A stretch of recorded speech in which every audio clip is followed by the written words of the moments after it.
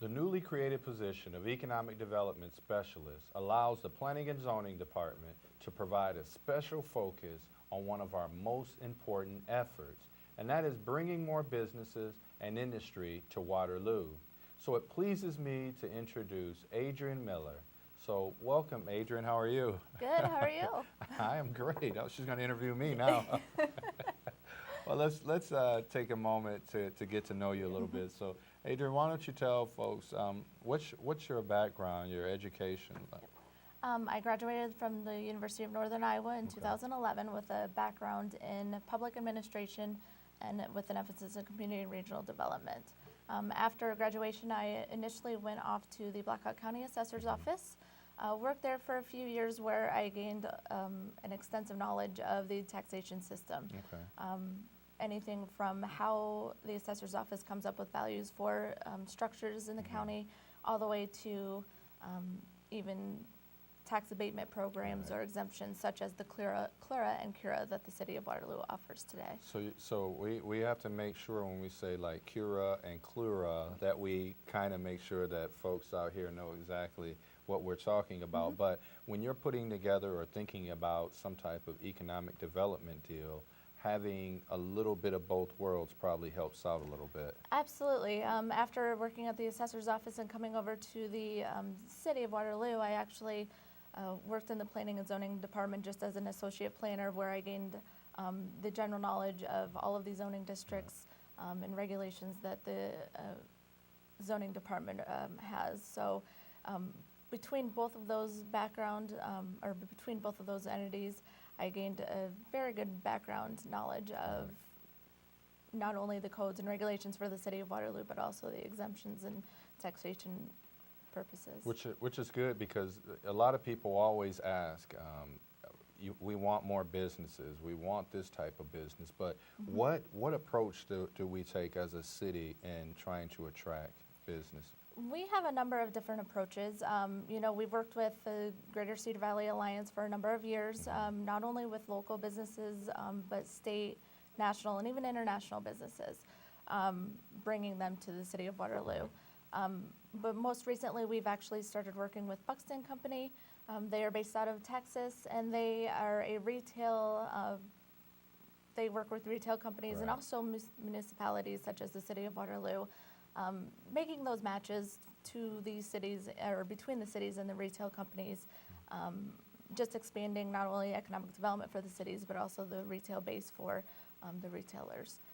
And we have a myriad of different programs, a lot of initials, but in 2016, I believe, for single family houses, we were able to work with developers to probably build more than we built in decades. Correct. And we have a special program for that? Correct. Depending on where you are in the state, or in the city, I should say, we have what's called the City Limits Urban Revitalization Area.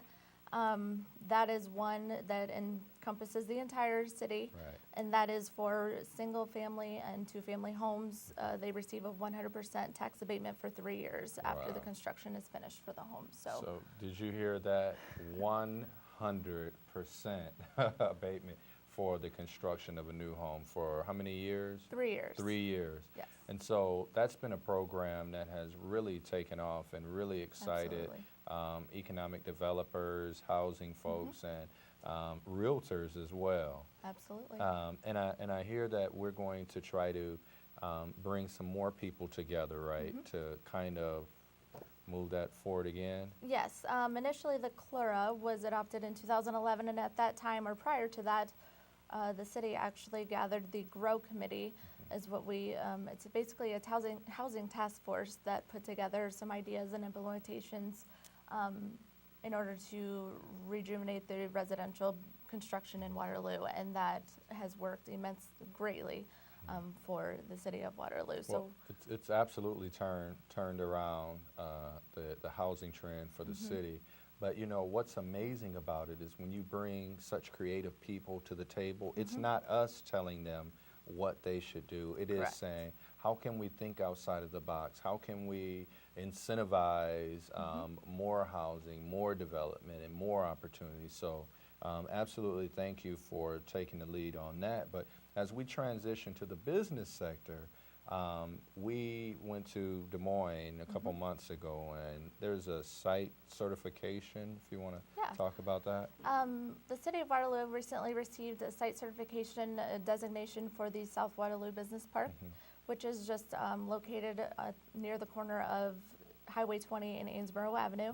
It's approximately 181-acre site. Essentially what this process is we work with the State of Iowa Economic Development Authority and another third-party consulting firm, and going through all of the different regulations that a developer might have to go through prior to a developer even getting to that site. So this would entail locating all of the utilities, whether it's existing or what we would extend to that area, or even doing geotechnical reports, historical reports.